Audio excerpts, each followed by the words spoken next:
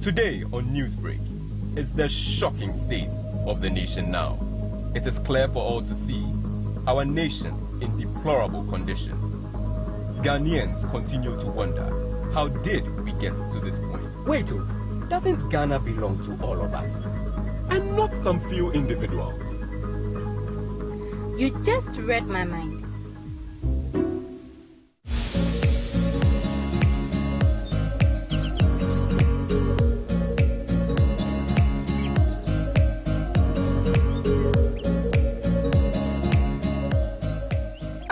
Why must someone come and spoil all that has been built for over 60 years?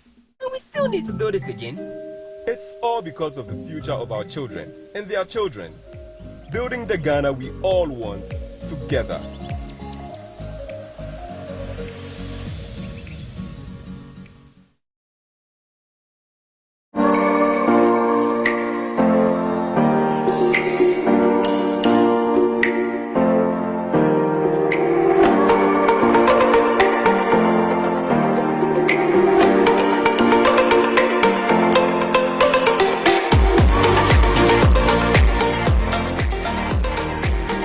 Let me thank all of you for the warm welcome I've received since I arrived in Calgary and also on your campus of the University of Calgary. The university is quite popular in Ghana, and many Ghanaian students aspire to come here to further their education.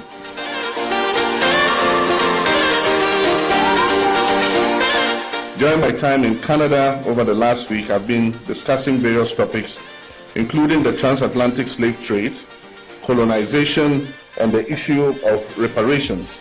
I'm convinced that the most effective path towards sustainable development in Africa is a united effort by all Africans as envisioned in the African Union's The Africa We Want Agenda 2063. West Africa requires a comprehensive approach that addresses critical issues of economic growth, infrastructure development, human capital investment, regional cooperation, and good governance. While our challenges are immense, I'm glad to say that West Africa is making significant progress and has great potential to become a global economic hub in the near future if the right conditions are created for it to take off. This gives me hope that West Africa can overcome its difficulties and advance its development. And so let me once again thank the University of Calgary and the Ghanaian community for the invitation and for providing a platform for me to discuss West Africa's development strategy. Together we can overcome our challenges and pave the way for a brighter future.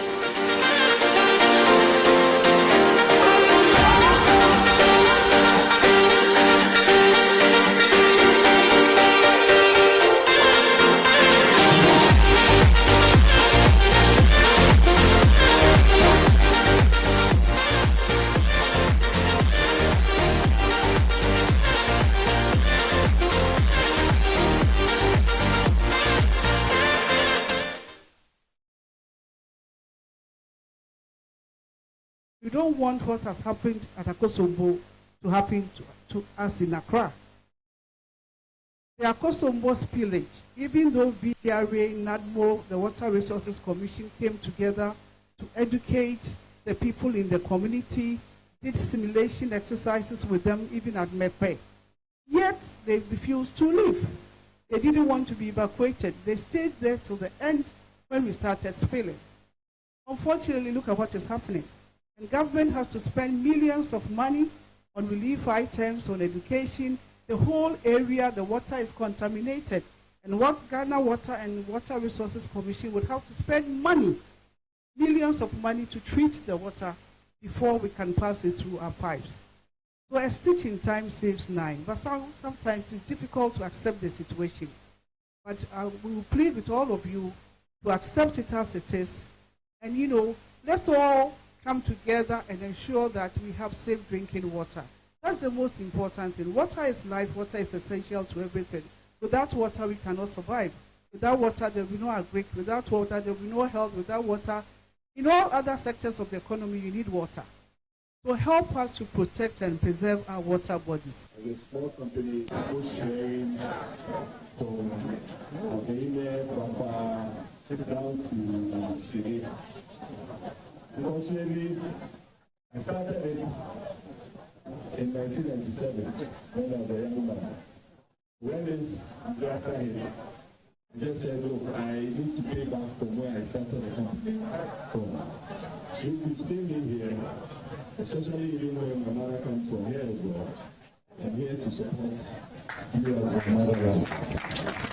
So on behalf of the chiefs, on behalf of our Queen Mothers, on behalf of the over 14,000 victims, we say, Mr. Ibrahim Mahama and your wife, Maune Irami.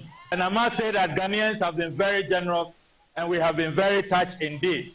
We want to assure Ibrahim Mahama and his wife that to the last item, they are going to the real victims. There is no diversion, there is no kululu. I know my people have been very, very upset about what the sanitation minister said. The chiefs issued a statement this afternoon demanding a retraction and an apology. I want to say that I am on full force with the chiefs.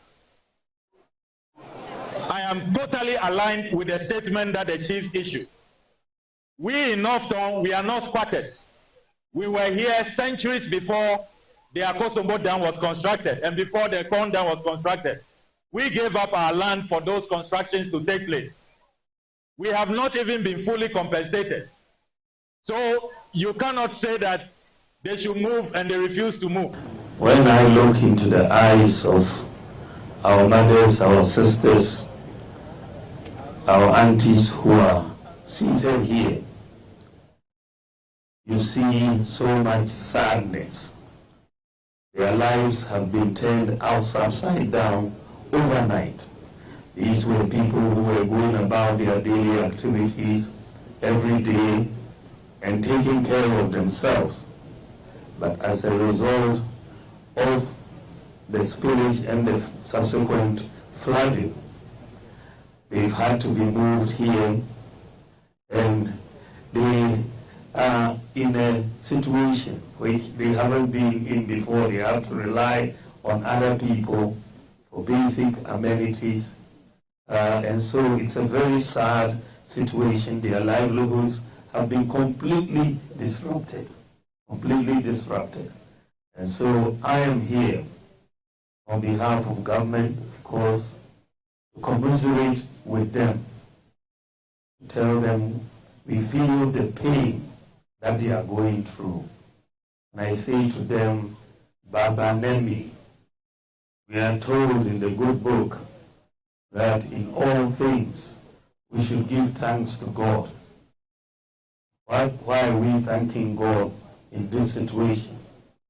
Because God has saved the lives of everybody who is here. So far, we've not heard of one loss of life. And that is something that we have to be thankful for. In many places, when you see this level of disaster, it always is accompanied by loss of life. So we thank God for their lives. And with life, we can really restore livelihoods and everything else. We want everybody, all the affected victims, to know that government is going to do everything in our power to make sure they are well taken care of. So VRA has been carrying out dredging operations at the estuary over the past years. And our dredger is now aged. So there was a strategy to contract the dredging activity to a private company. VRA went through all the processes and was able to select a company. However, when they came in, I think the community had a misconception about what the operations were going to be. So there was an injunction placed on the dredging activities, which went to court and then later was resolved. In fact, the issue was to be taken out of court and then discussed amicably. Yes, if the dredging operation, were to be continuous, definitely it would also aid in draining the water downstream into the ocean. But mind you, this particular incident coincided with high tides. And anytime there is high tide, the river flowing into the ocean or the sea is also impeded. So yes, I will say that of course there was some, net effect. If the pathways were fully dredged, then at low tides you could have a lot of water going into the sea. But that is not to say that the amount of flood or the powers under which appointments are made are contained in the 1992 Constitution. But just as a constitution does not necessarily produce constitutionalism, or a person who is qualified to be appointed to any court going by the laid down criteria would actually be independent. First of all, the real change can only come through a constitutional amendment of the provisions. Apart from that, well, in this case, the case of the judiciary, including the Appointments Act, is one of the entrenched clauses. It will need a referendum. But it can be done. But most of the things that the problem is putting too much power into the hands of the executive. I don't know why people feel that that is a democracy. You waste people's time. You go and queue and vote. In the end, you have surrendered the power to just a few people. How democratic is this? And when they are misbehaving, they use the same constitution. You can't do anything. If you don't take care, they'll rather pursue you with treason and whatnot, all sorts of things, oppress you, and continue. So, we need to re-examine that constitution and put in place really independent institutional bodies. They can be independent if the president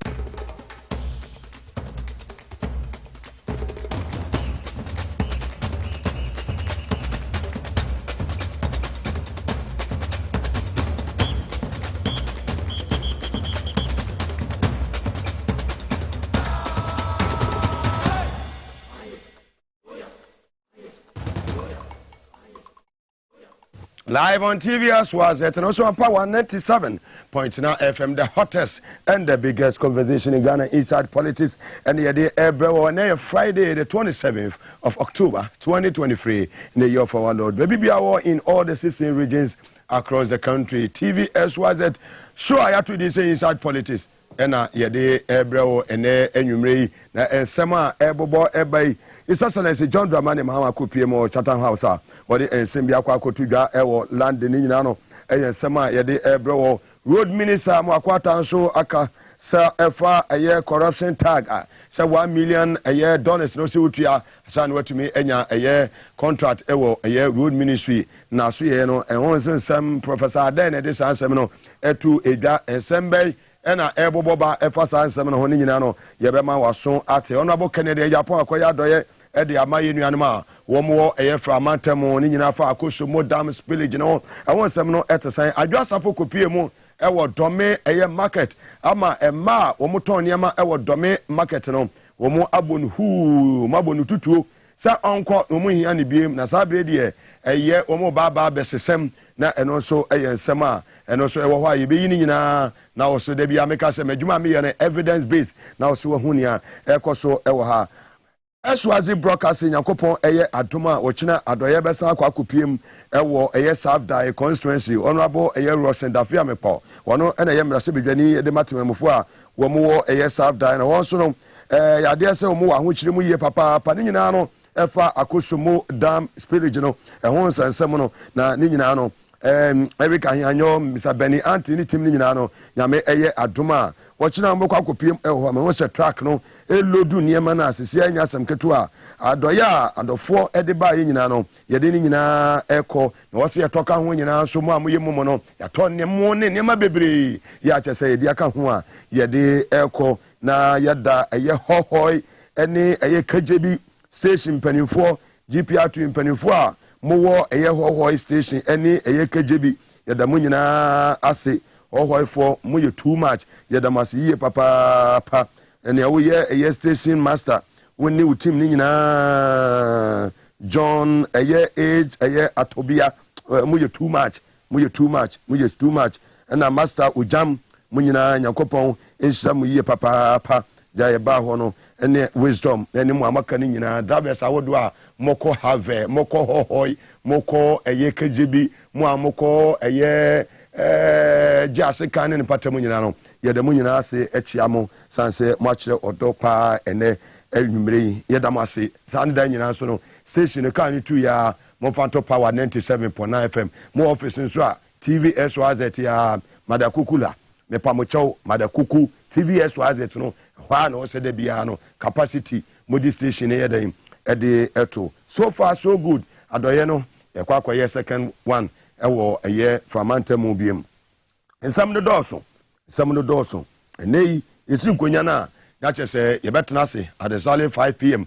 na ya digest issues no if you de ewa wini mboja ye asisu a ye betumi ajaye egum ede ama eye timamofo no ena akwa ye fiada asa akwa ye boja ye de na wo se michu ska sanse china jackpot na nkasa eba china nipa ba ku bedi 100 million china nipa ba ku ebedi 100 million ye be sa cha 500 Ghana bebre na ena wiei ya menu wasia hai ena yi ye kono capacity formula ena ye fiada capacity formula ntu ni capacity anu watran chen ena mebiema ma obi a ena tie me kono capacity formula mebiem obetimi atwa 10 obetimi atwa 15 obetimi atwa 5 ene mebiem faketu abeje kese che bebre adwuma wi a wase moga wo too much cheska bebre capacity sa 274 hash no asende amame no select power FM number 1 obo 1 ebeto 5 obo 2 a ebeto 10 me se ende me biatum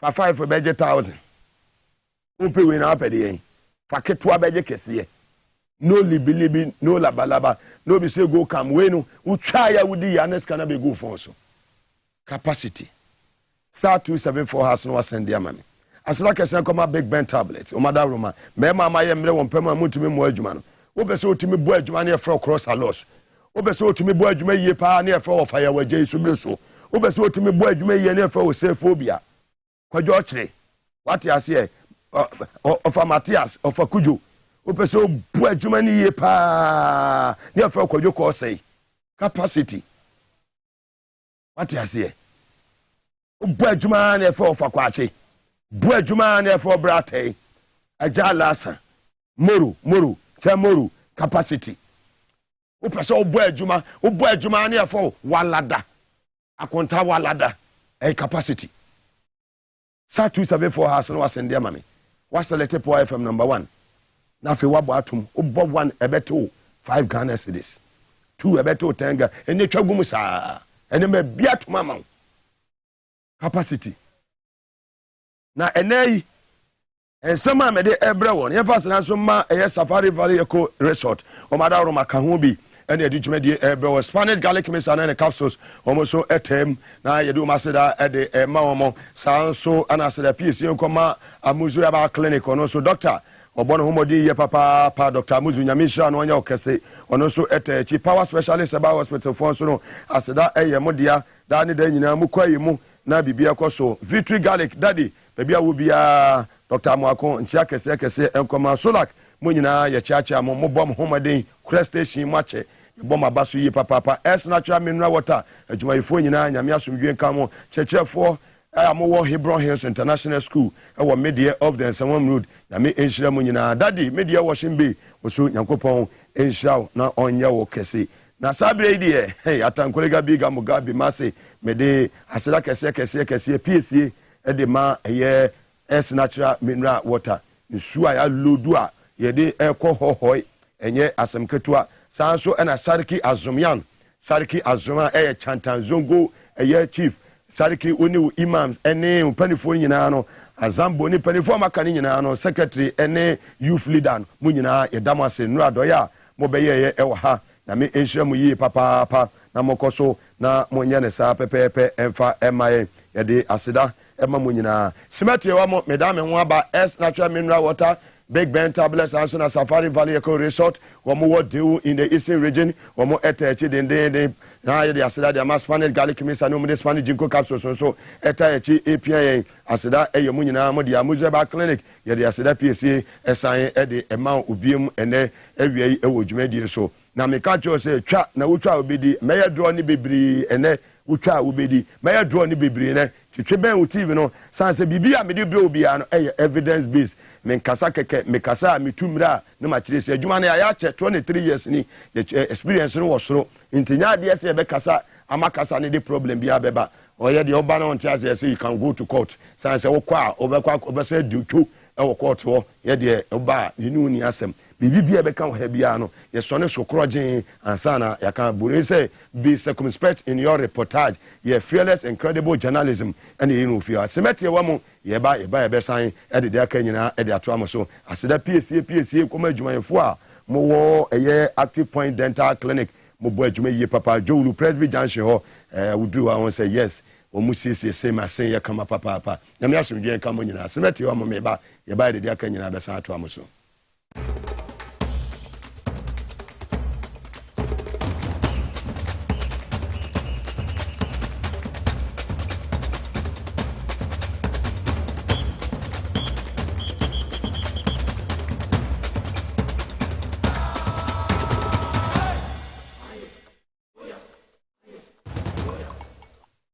Welcome back from the commercial break live on TV as was it. And also on Power 97.9 FM. Capacity Matangolega Biga Mugabe Maase say temo power to the people. Yeah, the assembly no ABM at the air mount near Koso Ewo Iviasa Fana baby on Facebook Live Power 979 TV as was it Ghana. Samson on YouTube no as was the broadcasting. Baby Abefebia a power and a TV as was it. Sweet mother baby will be on what our video then there on for program any agrokra. Now Shasia, near Shasia, Eddie Free, a year London, on a Chatham House, His Excellency John Dramani Mahama, Jumedi Kesebia Koswa, or friend and Sasa, Jawama Kasawa say, the Nim Diani Yansan and Asumia, or what they might be my any Ghana mino, will you be a baby obesibiano, Yajina Wawa too. Yet here, Sama, His Excellency John Dramani Mahama, or the Aquacotuga, Ewo, London. Investors are hesitating at the moment to come to Ghana. The economic situation is difficult. And I noticed you were critical of the proposals to restructure domestic debt. But nevertheless, it's a real problem. And investors will be looking at what your solution is to this domestic debt. In fact, and the international, you mentioned some solutions, the international, but the domestic debt is particularly difficult. And do you think that the proposal for a Ghana compact to re-establish the sort of some economic consensus around the way forward is going to be part of that solution? I'm not opposed to debt restructuring. Debt restructuring is a condition precedent to getting an IMF program. And Ghana needs to do a debt restructuring to be able to go into a program. What has been the contention is a lack of dialogue and consultation with the debt holders on the domestic side. I know currently negotiations are taking place with the bond holders on the external side. Not the same treatment with domestic bond holders. Government feels it can just ride roughshod over them. So one fine Sunday night, we all relaxed at home, and then we had the finance minister, address the debt restructuring and announce how it was going to be done. 0% in 2023, 5% in 2024, and after that 19% in 2017, and then going all the way to 2035 without any consultation. I have been an advocate for dialogue. Before this whole crisis started, I advised the government, I said, hold a national dialogue on the economy. Give what the state of the economy is, and let everybody buy into it and understand. And then after that, seek a broad consensus behind the economic program. This suggestion was never taken. And then what we expected would happen actually happened. We had kept raising the red flag since 2019 about government's reckless borrowing program, going onto the Eurobond market every year for $3 billion and not investing it in the productive sectors of the economy, most of that money being used for consumption. And that is what has ended us where we are. And after you've recklessly mismanaged the economy, you don't want to make the same sacrifices. You're asking the people to make all the sacrifices. Sacrifice your bond, I'll pay you in 15 years. How do you know the person will live till 15 years? And yet, correspondingly, government expenditure is increasing. One would have thought that in this crisis, you're not going to increase your debt in this budget by 82 billion over last year. 2023 budget has seen government expenditure increase by 82 billion over 2022. That is not a government that is serious about making the same sacrifices it is asking the people to do. And that is our concern with this debt restructuring program. Apart from that, you don't let the driver who ran you into a ditch after you've managed to pull the car out of the ditch, see him sit behind the wheel again. And I mean, the majority itself, members of the MPP, have said, take this finance minister out. Bring somebody who the public will have more faith in, and because he didn't create the crisis, they will be better able to have a negotiation and sit down with this person and negotiate in good faith. But the one who's caused the problem is the one you are asking to negotiate with bondholders for a debt restructuring. Isasalese John Dramani Mahama Bema Benyansa for Semusi Jata or Bonana Kufa to showdown. Land the way African strategic priorities and global rule. Jumedi Otonesa FN Mokokasa Chatham House London. And Sama His Excellency John Dramani Mahama Bema Nyansafua was sign any Africa where they echo to ga London eno na chese eno ana yamo wati ensem no said ni nyina no esitie asue ho. Ye bosu bi ma na chese ye bo ewura dome abato mpeso aso dome kwabenya ho ena NDC ye maame elikuri makrugu on de sese aba no wafa awie ni nyina chese sese no MPP fo no wo mo ho aye Ghana fo hia ma sese adu se wo mu ewura market kura ba bia na ye adwadifo ma dwamufo ma no wo mo etontos ni nyaado a udu dome market wo ye market ya eso yie papa na wo ya maame nem ne ye nananom ye omotonton ne ma ewo ye market wa ene e kan na adwasafo wo bowura ho a maame edenne maame odenne maame na eba no na tuman ye de esafom se wonante so enei adwasafo dome dwem se okọ na wone ema wo mu eton niema ewo domi dwem akwadidi enkomo adwasafo duru hoyi ne nsada ne nsayam ema no epamo adwasafo se friako ne yesesam friako abafo kankan wona nana kufuado mama muofo kankan tanta ye hia wa ha friako ene omo bo mo sem away papa away na adwasafu gina ho kasa pese wo kirechire mo kire adwadifo me wo se yempa wani mo he ya na chese ya pra na chikura na chese wo mu kura pra ye kura pra ye ene wo pra adwasafu achi se da bi se hia wa ha ya ne ya likuri ma wona adwene ye ho wono na ba wo ho ama ye wona ye dome abaton pese so he ya no wote nti wo ma mi ye hia wo ati se wakwa bo awura wo bi fie na kraman ya wo fofo ho ene ene so wo na chese dome kwabenya edwamufo mai wo mapam adwasafo ye kwa ne kwa we de si ye wo dome market. We want change.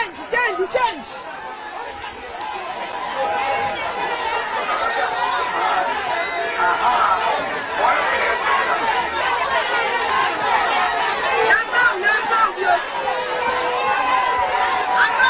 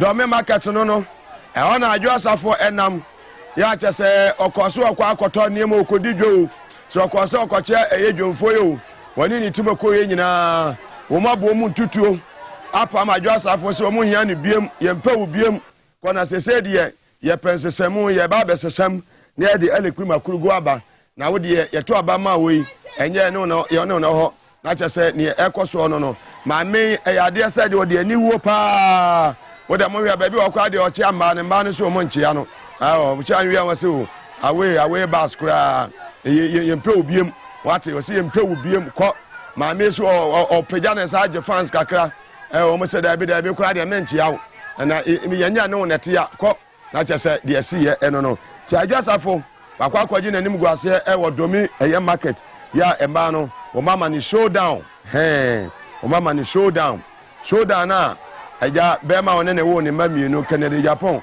edema eye NBB fo no ono so domi market for ma no wo mama adwasafo showdown well ye be free eye domi na afeye de yani akire eye nsamfufu mu higher power and a TV SYZ atankoliga biga Mugabe Maase the capacity man show ne eto say na bibia asembesi bi atibisa won say political party e power ye were more than a year to go se be kwa akoto aba na o MP say wo mo enama hwe baby te say dome kwa benya the whole Ghana e woni abeto mpeso so a nipa edoso wo yie papa asan waba aye ashaman ene amasaman eti we eche nanado se o de otawe program pa won se sabe wa mo ma bi a oni bedi atuo ni gabe mote ho amohwe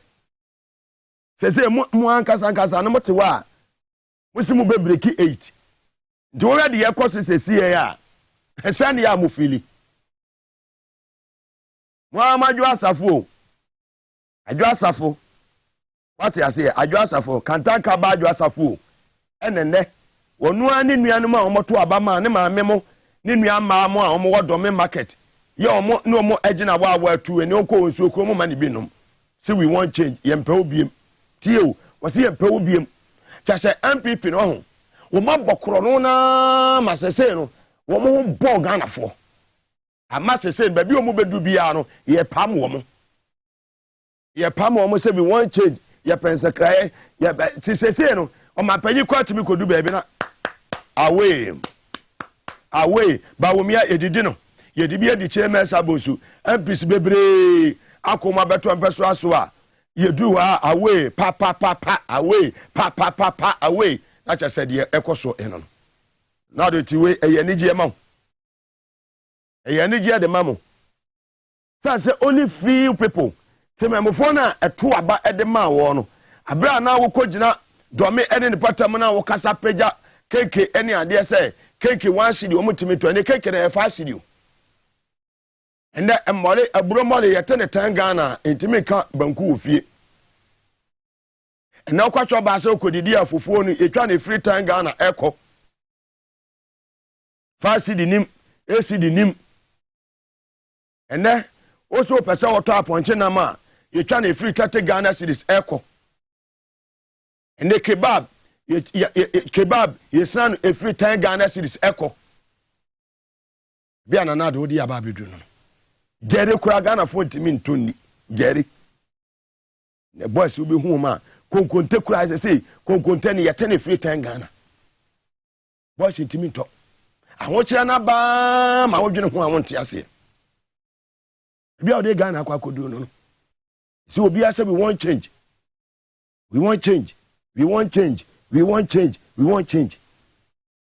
juma wura ya meda bia me komi koto dwa anim na me bompa ya mesinya nkopon won hiraw nhira ni obenya bia die no ama obi adie sumi bia otimi tua wadwuma ye foka di boni bia mata wodin ho nmunyamfo jelos dabra ya me asomdwe won hiraw yema de wo yere ne wo ma ne wo busua see utie program yi uhwe TV ni ese chewiska how many radio stations odo tema ahofama ne da nyina so nyame be hyira wo da bia me se wiase ho fa adwepa se obi adwuma kora na wo ya se woni wanyi wakoma mu fitaa nye nipa ne die yi a wo die nye yi da yes se wo se me meti yi na me wo madwuma me wo workers ya metu o mu ka bosome na onmonyafo Julius Dabra edema ba betu na adwuma no se manage Power FM na maye madwene se me business ni de mehwe ni ye na onmonyafo Julius Dabra adwuma na de ama me se me na no na me make sure say Power FM be ye kra behwe no me ye ni biala me ye na ebegu a enwu ya me betua meka wo hira me da adwene boni a wo mu di bu wo man we no ana matima mu fo wo mu ne eden ebre dini pechi a ma abra nipa no befi na chikura woni ni nche biem no o hia wa wonya do ebi ma say abranti wo ye nipa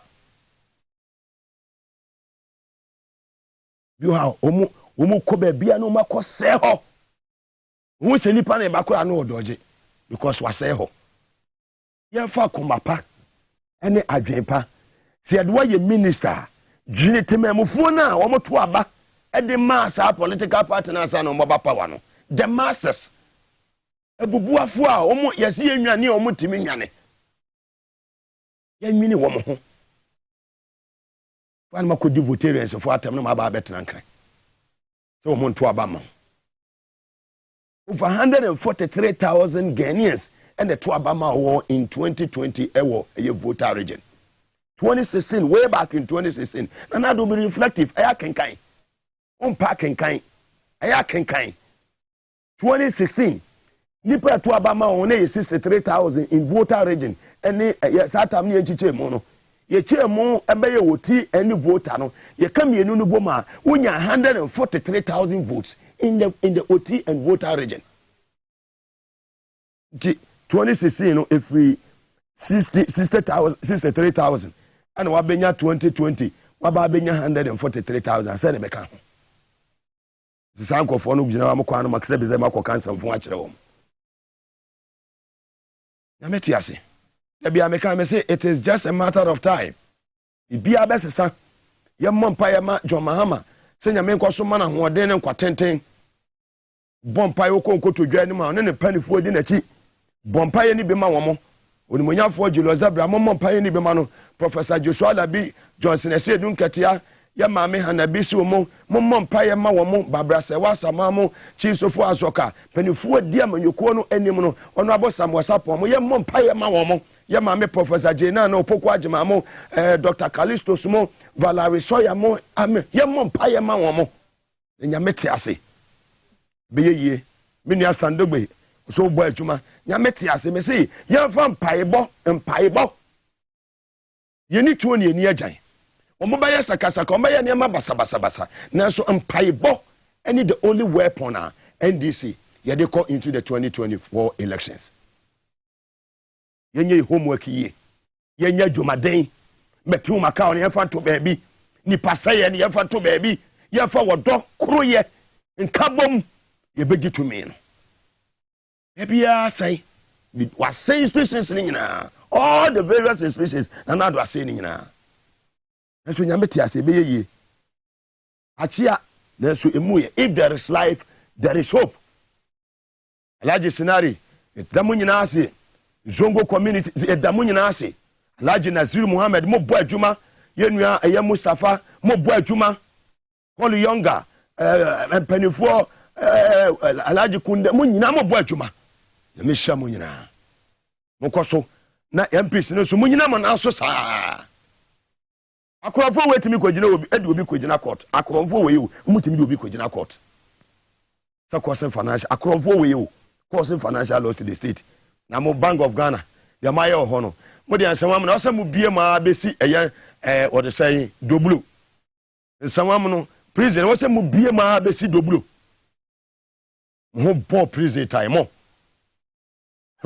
PDS mo yes adi ni nyina eni mo amoko lead Ameri deal mo me say mo ho bo jail na mo be testi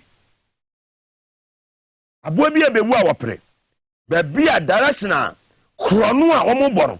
Enya me na make kan. Krono a omo bono.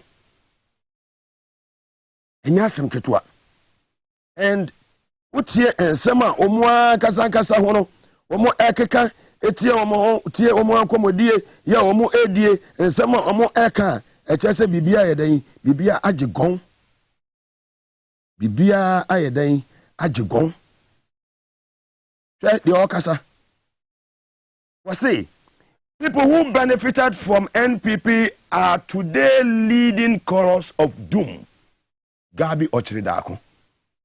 Who is he referring to? Professor Ade. Sir, a road minister, the ministry hono. Yabama or contractor, road contractor. This is what we have 1 million. And Yamina may count. Sir Professor Ade. Ya oya na nado ni chocho mucho na nado ami yonko pa wo ba yeku ano wa boy adwuma ma na nado no won se ba bia direction ne kona say wie yeti the transport or they say road minister wa ba beka e fa sa eye ensem no ho about corruption ho ensem am akwata yeti ensem wa beka. There are a lot of corrupt people, there are a lot of thieves in my own ministry. You sack them, you employ new ones, and when they come, the new ones are even worse than those that you sack. What sort of country? Message is subium. Me can't just say konfo omo ye kronfo. Eti ensema Professor Adai beka ye no. Wo bo na asa wo moa. Papa na oye road minister ya na Akufo Addo busuani. Wase krono ni di omubo krono no he wase omuba na wi omo kwa akwafa foforo na ebeba ni di omo ya kromfo kwa omo ya hefo omo ya ndisifo aya family and friends yes say papa ni bi sesuma me. There are a lot of corrupt people, there are a lot of thieves in my own ministry. You sack them, you employ new ones, and when they come, the new ones are even worse than those that you sack. What sort of country are we building for? Hey! What sort of country are we hot? Who is the leader? Who is the leader? Who is in charge? Another honor. Theo, we say over peace, you know, woman in free Jubilee House. We must say honina. PDS order started here. The Ghana for 8 months. So who leader or your kronfo? I better than more within a chinya among your kronfo. Another honor. What's in that chicken? Another video momate. Woman, my presidency one is so cheap. Corruption no adoso. When you Mugabe na account. When I am wakwata. Wanua kasa mwakwata no we na na dubusuani anu wakwa se busuafo no mo di bu man no anu wono ka kire o se wanua ni ministry road ministry ho no ne krofo na wan pro mo no omu ye thieves. There are a lot of thieves tianiye thieves akronfo corrupt people thieves awa wanua ni ministry na se wo kura eti thieves na we you omadie no wodi omo court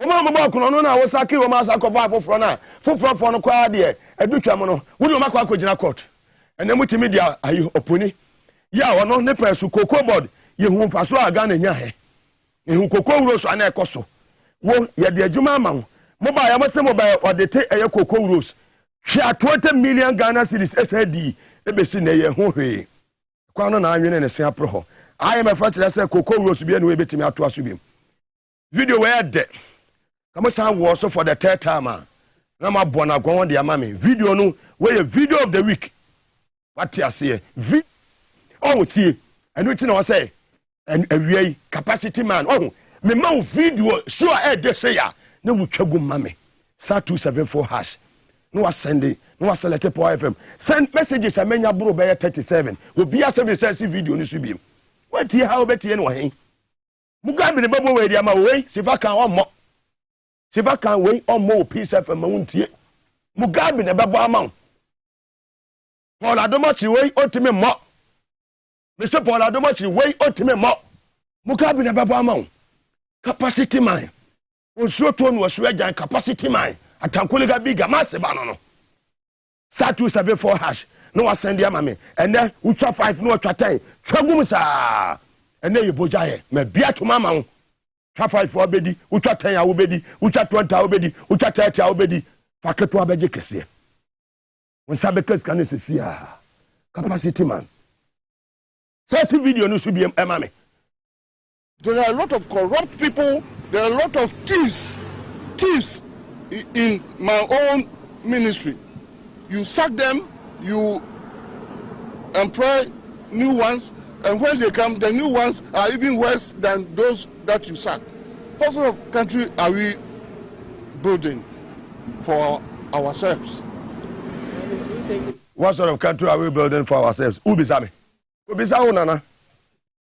Ubisa wonana uwofa. Ubisa ubusweni no. Kromfo asefo.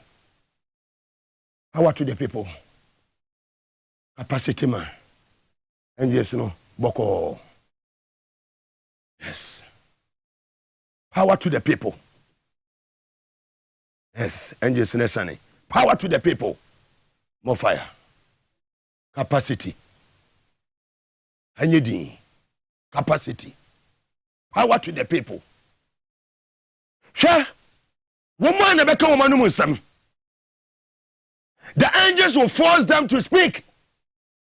One more become woman numusam. Obia for suomo.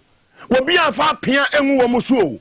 Obia mayam to esi womuso. Bonina omodie no. Omai wosika na omawia no. Woman ne beka woman numusam. Cecilia Dapa, me na me kofa enkofa so no mkota.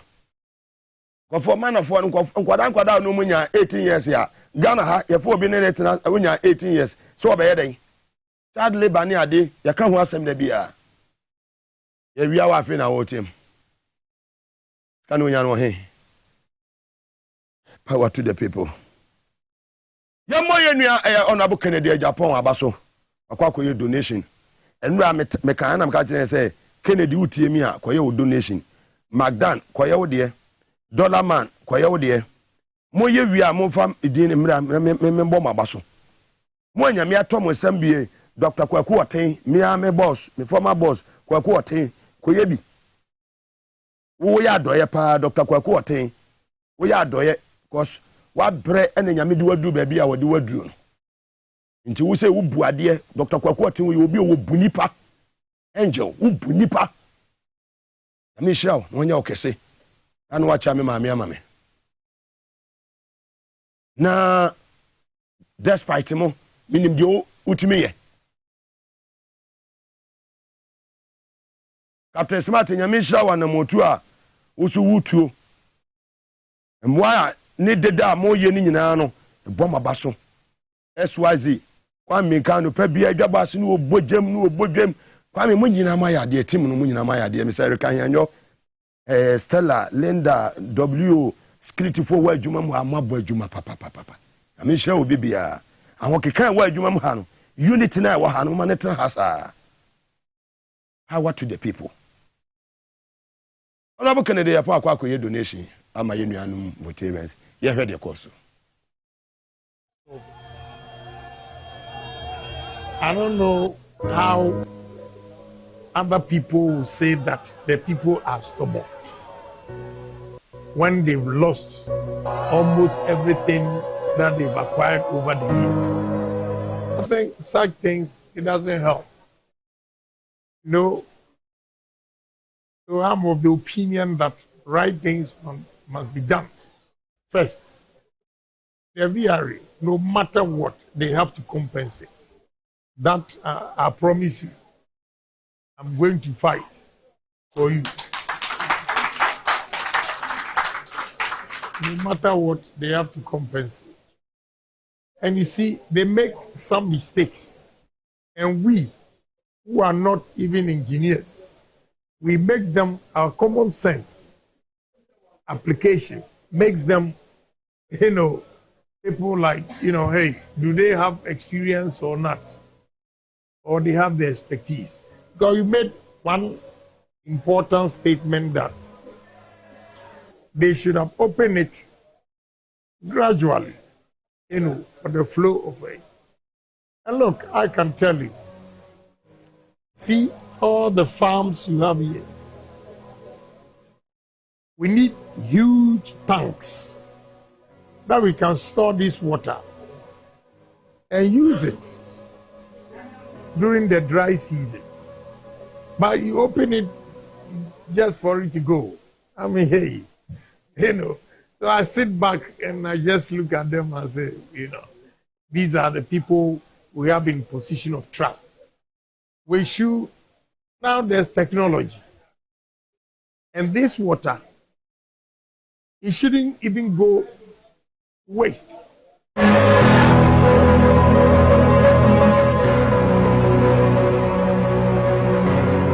you for coming. We thank you so much. And personally, I followed your philanthropic work. So when they said you were coming, I knew something good was coming as well. We thank you so much. Yeah, it's a very difficult situation we find ourselves in. Yesterday, Togbe and I and the other elders, we visited some of the camps. It's not a pleasant sight. People just uprooted from their safety and comfort and put in classrooms. No mosquito netting, no mattresses, no windows, nothing, no cooking stove or anything. They've just been left there. Then they put up a sick bay, which the president. I just said, "Your course, no. Kennedy, Yamisha, no one, your case. Why? The other said, we are so that I can some phone. And so, Yakwan, the whole Ghana, make one went to me and defeat me. We need this see any better 3 months, back to back, fire to fire, fire to fire. The one I could get to as a woman in Cassana. Person me menya banta biabi ana me de achew ti o de wonu say ba spiritual realm or ba physical when you small boy capacity na kasa no ti de wakoye no eye abani de wunya ba womia no mo de ne beba na ba yeso ba womia ne yepe nti wo de pe oba betena veterans ne de wo say okoka nzamfu a yede okopie mo bia na abepie oka se wunu anu kora aware wo ho nti eja enye hwe na bia obi firi ne ho ahwan de yemfa ho enye asem ka na wachire suban bi ama mahu se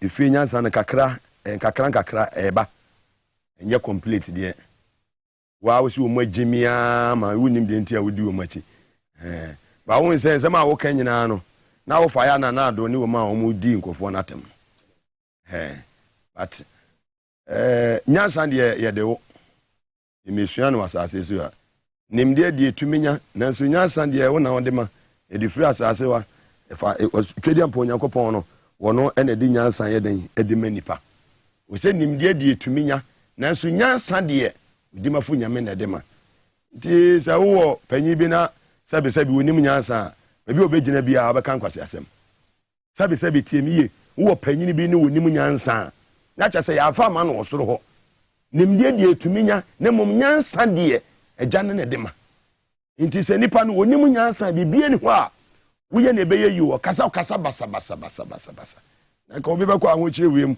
okwa na nkansa pan Kennedy ko wodi bibi ko yu Ibrahim ko di bibi ko footballers ne kwa na mo ye me mama makele siene mo amakeka no ye den seven apia wa kire se wo ye true no ye leader wo ye leader mpa atete London mo Jessica kese mo amwo kudos mo ni ade mo je £1,000 a week 200,000 pounds a week atowenche masimu krum hwe eto abia no obobo no BBC ya opon wia no no nko de sika sponsor Liberia national team and also be the president mote ho sa na Stephen Apia be di president of Ghana mote ho say ya na Stephen Apia wa ba be di president said opon wia e di president e wo eye Liberia no usika nko munye sika mfa nya adoye da bia na mo na mu bubu saa da bia mo bobo week bia mo na mu bu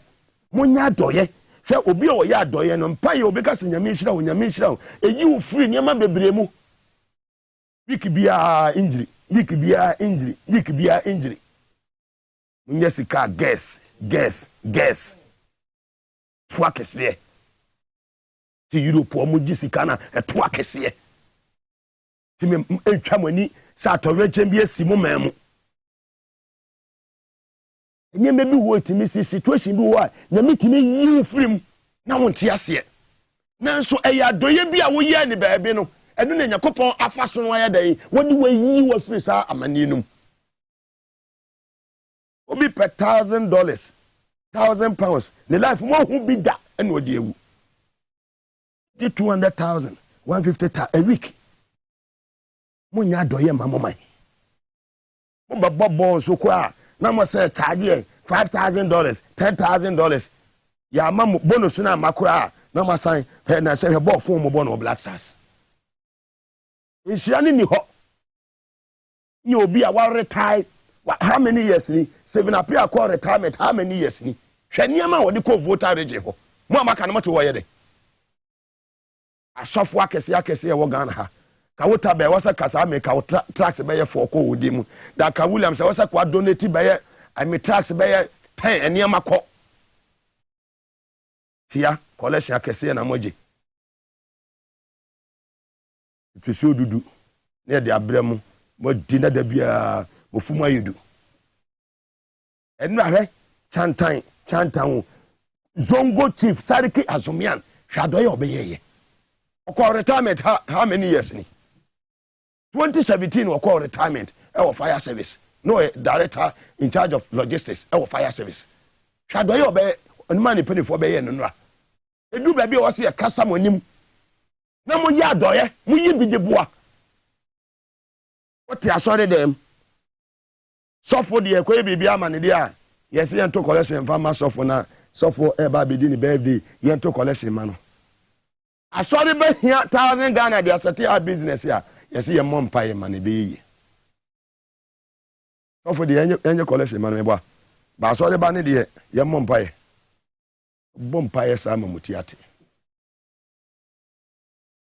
fe yanko sa 274 hash droda wasa o kan wadwen mi so bia de me kan nyina so ye no kore sa 274 hash wa send ya mame capacity ye donation atiase na wasa mi chimu sika bebre botu mami sesi a ene me se me biatom nti enei obetimi atwa 1 na wadi ato 5 Ghana obetimi atwa 2 na ato 10 Ghana ode twitwa gumu sa yenko ene me ma o limit bia o se me ko ni 60 80 or 100 me se ne me bia ye den atom e di amount utwa obeye den ubedi ene capacity formula na na edeko utwa ubedi utwa nko a ubedi utwa twaniye biemu yie twaniye biemu yie na ubedi capacity power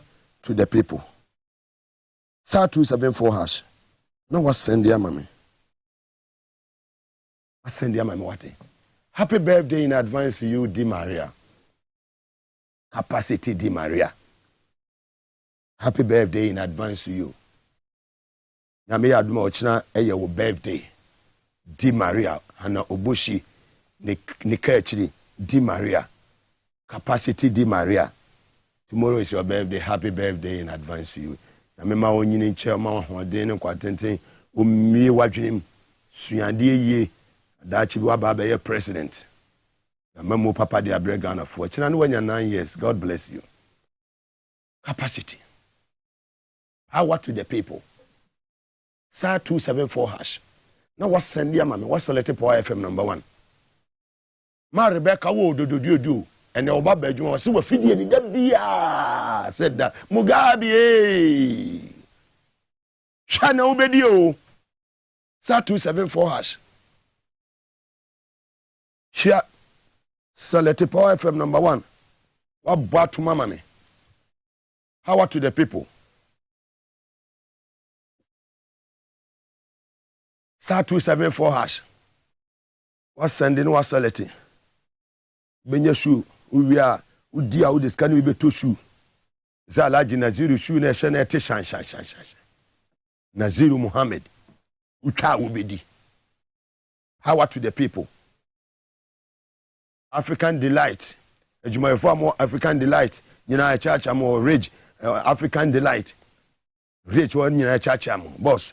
Na mi sha kese pa. Na mi sha. Se Mugabe. Ejuma wo bo edema NDC no. Na mi sha no anya okese. Koso bo ejuma ne sa. Kojo da kwa we too much. Eastern Regional Communication Officer. Power to the people. Ho station ho. Mo amutie nyina station master. Ujam ni mo amu nyina. Ya mi sha mo wate. Power to the people. Drivers na mo nyina. Power to the people. Na Friday wo twen de. Kromo ba ya oda. Eni wo bottom. Kromo ba ya oda. Abrantie eni wo bottom. Kromo ba ya oda eni wo bottom. Mese ba ma de wona mo se sika bon ho. Sika no set aje wo ho. Won sa wo your capacity. What you say? Capacity. Naziru Muhammad. Agbomoje. Anthony Nukwenu. Titi Katano. Titi Mafio. Power to the people. There Friday. Breaking yoke. Breaking yoke. Fire. Baba. Yami asumdwe nkan. Professor Fast Pegata Makulu. Ye wonyame nipa nyame ko bi o ha me beta o se me bo wo maba so mu ye adwuma. Bua nipa. I know what that man can do. Jesus ahofe. I know what that man can do. Misham wate onyemo kese. Power to the people. Apostle MS appear Church of Pentecost Medina. Ami asumdwe nkan. Nya sampanifu mu no mu hira wa ware so a. Ware from. God bless you, Papa. Apostle Nyame Church of Pentecost chairman. Papa, Nyame asumdwe nkan. Fantastic man of God. Unu kwa woka. Nyame asumdwe nkan mo nyina. Simete wa mu hwewo na mekwa baba ba ye draw no. Star 274 asa na me se me biem. Yo pese otwa bi etwa. Ne ba sisi a.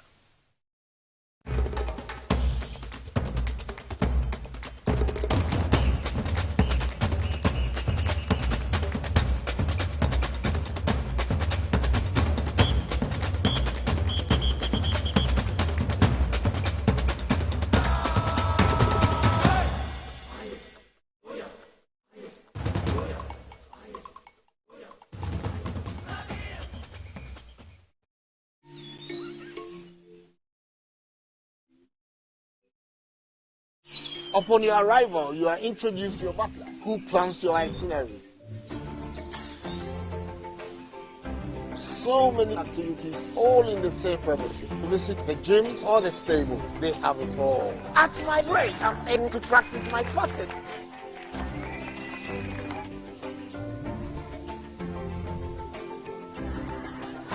They used only electric vehicles here. This creates a serene environment.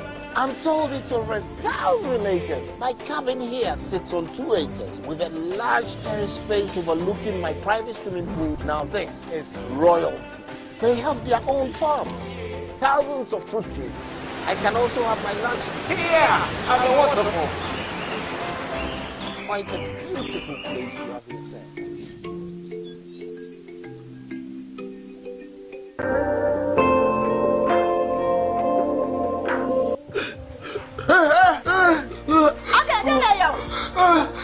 Nakuma, they be complaining to Nakuma enia. Let's take him to Heartbeat Homeopathic Clinic. Yes, Heartbeat Homeopathic Clinic. And I was in an I'm saying Nakuma. I'm going to go heartbeat homeopathic clinic.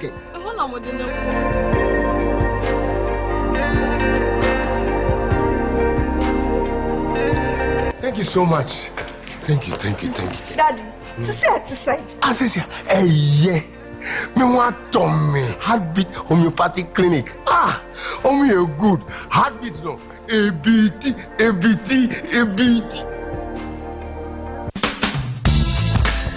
The serene environment fits into the goal of the school, which is simply to provide excellent educational foundation for your ward's development before they commence primary education. At first glance, clearly you will see why the school is called Hebron Hills International School, as the building stands tall overlooking town.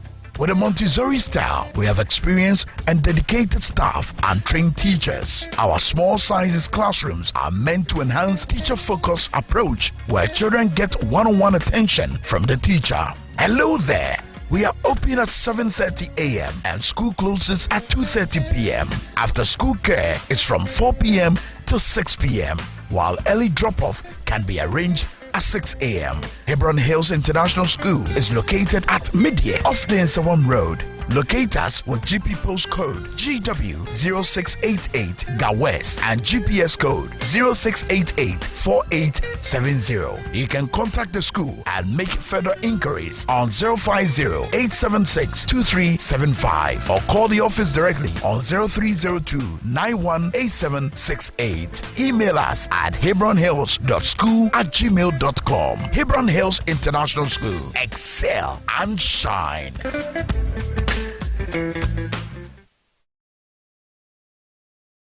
Lights, camera, action.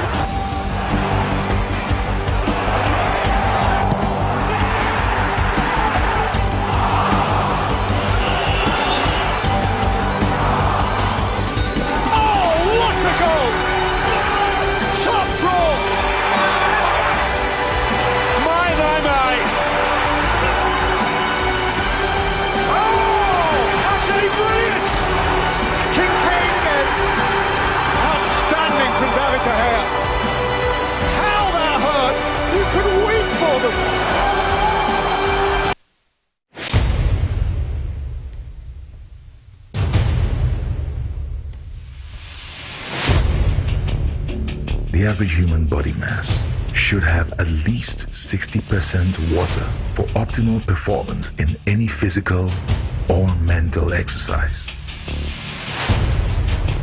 We can help you maintain it naturally.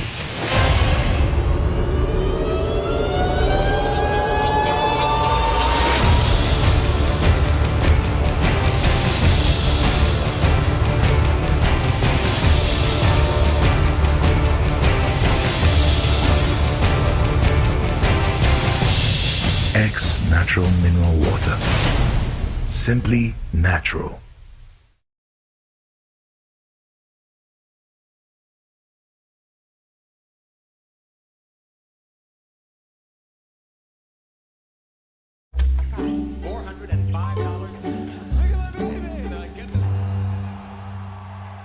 Notice lately I've been drifting aimlessly.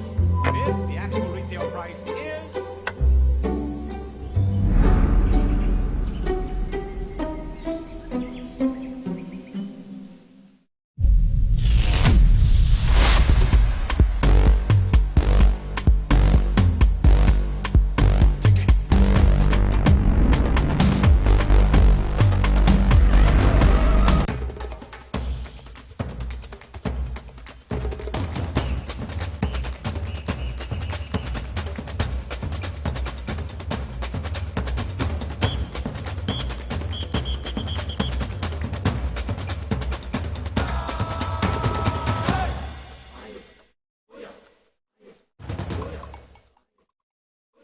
Welcome back from the commercial break live on TV as well as it and also on Power 97.9 FM.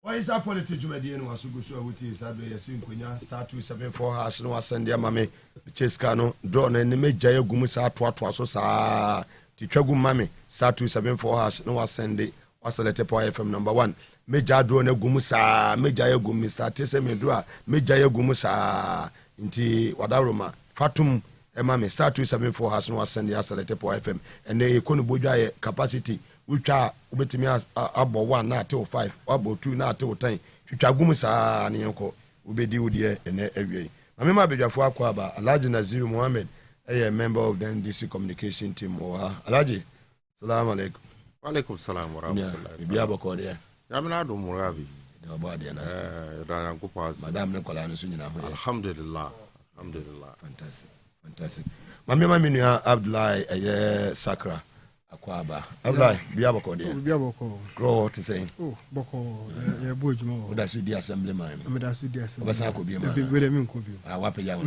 peja min yeah je be say ye NDC ejuma ne fantastic a member of the NDC communication team as well nti obiafo mienu na nei minimum eba bedi dwumedi Mr. Alex ochira de water pasine high so hwe live from Eyetepa oni abusua ni nyina ya chacha mo ene sanso na mo hwe wo subire so hwe bedi ankase numesua udumase mfante ene manfodwa ho ya chacha mo nyina abusua sofo ene nyame adom ya chacha mo nyina ene awie na gosofo nso ya cha mo ene awie bisa wi aga god na chiri nso ya oni abusua nyina so ya chacha mo well some ho na awie Laji Makwata kasa.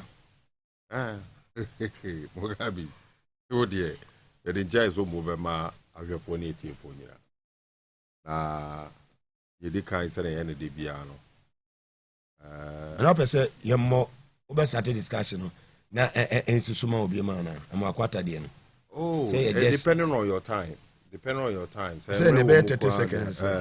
The production team no mundi Amakwata no sanfanto so na eno na ye topic ya de ko they started na ewie na de bi eja no enti no some professor ade be kan ye no wasiso na eye pepe na mo even before ameko na mesre kakra se ye mai abre na ye ni NDC fo enkasa we den sadan sayem aye pacho Matthew Macau Mfanto nchen nipa seye ni din seye nipa seye din seye mfanto nhwe Ghana wo twen se ye ba baji oman no e de ato eye asede enso sen obi asede e wo Ghana hane se so oman ye baji Ghana asi ho amana ye oman ya be ye be den eye e be frantuma pa na NDC asede NDC no nso nipa ba ko His Excellency John Dramani Mahama and a wire day was sacrifice fi bibre ebe pemunne na yedaso e wo no wo ho a wo no so a kire wo do a wo ka kire yen se ono nso se ye bekọ dia ono nso bekọ na ni aka ne se ye nyina no ye bebo ye ho bodin ye besre se obia kakra wo betimi aye no mo mayen ka ni nyina mbom na yenkotu saa abanfunu aban tanronfo aban ya bibi aban we na yentu omu firi wo na nyesa yenyina yebekọ ahunyahia kese a ebro se yi mo de yewure mo kora dada ahunyahia ne de wo mo de da wo ne kase se yenim na yekoye hwan na yamfo edwuma no ensi yenim ankoye ne yehwe Ghana fo nyina twen Ghana fo nyina de da so ne se NDC betu sa abanfun we nti mesre mu mayen kambom edwuma ne yese wo beye ne kese ana obi ye no nketo mu ne nyina ye edwuma mu mayen kambom na yen ye edwuma no se ne beya ye betu aban we Mugabe back to your issue unim se eni akosomo dam spelling nti ye be fa no 1-1 unim se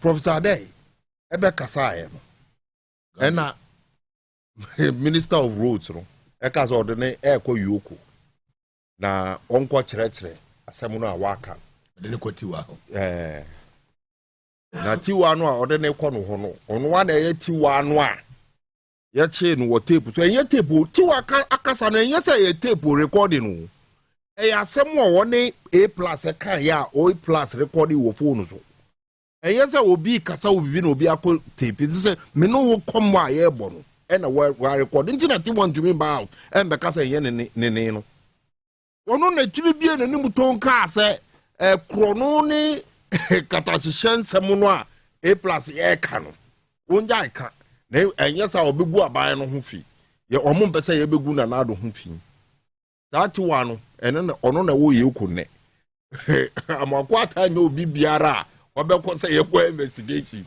Jesus ati one special prosecutor na all the because special prosecutor na special prosecutor dey oya de bia so re court ni ye court ka wo se won pere ni ye keka wo be go ho so what teacher enti o pa bibi fufuro e de akọ na all the case all the be ko yoko no ade a chin ye na obi de tape we a wo boy e de bre mi na be say na so don say papa no nkasa wakasa asem no ade no te say wo mo aye nsem no bebre a wuntumi enhu nia wo befa wuntumi enhu nia wo beja bokro no conference ama chese ene onu ankasa ne numuto na professor Adaye say wankasa tips wo ho dabi professor Adaye yankasa akro no wo ho ono say ye je 1 million ne wo de wo bie wo ne muto nkasa tips into wo de the police for na wo say start investigation corrupt people na woni o mo atena ho Mugabe wo ka say bia ye me de na chese ye wo mo nkrofo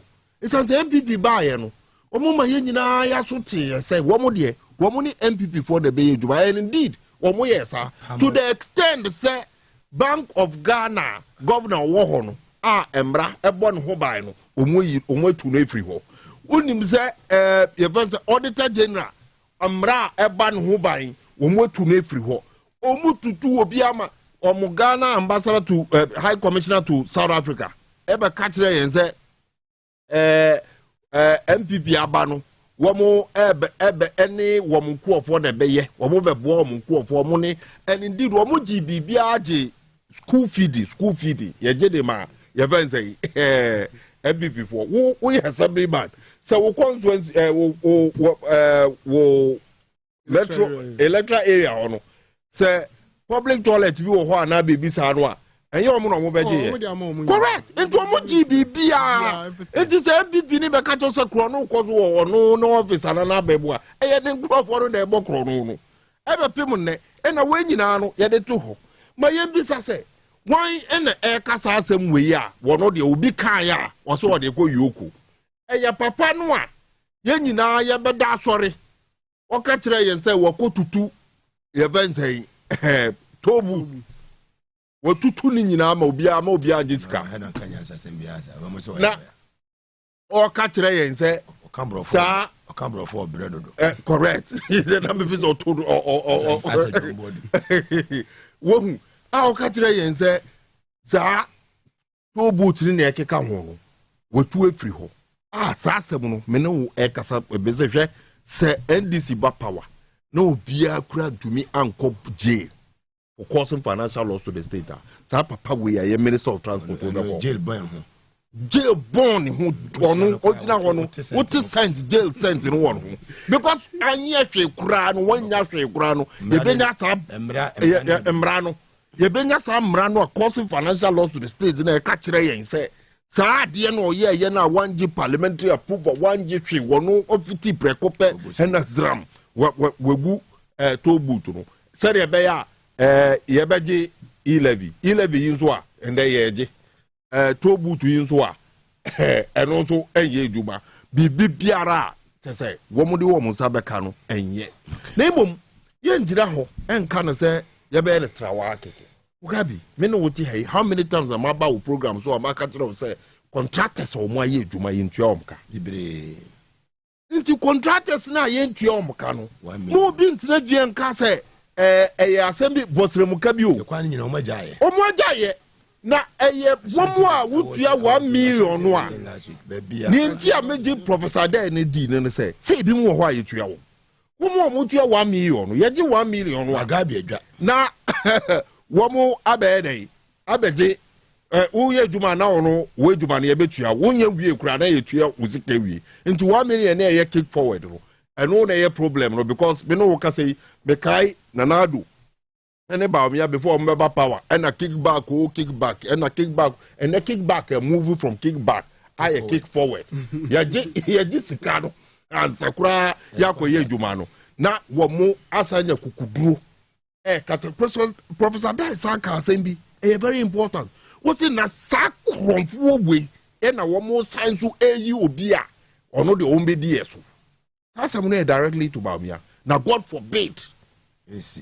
Or see, God, on one of the to say, God forbid. Same crop we, most you win in a most so a nipa or no be DS. Eddie Amaye. Only about me and another in crop. So it's very obvious. Say, asema ye kanu, and ye be I also ye who shine. Yen sorry waka. Na ye no mondili, Odyssia, na ye cha.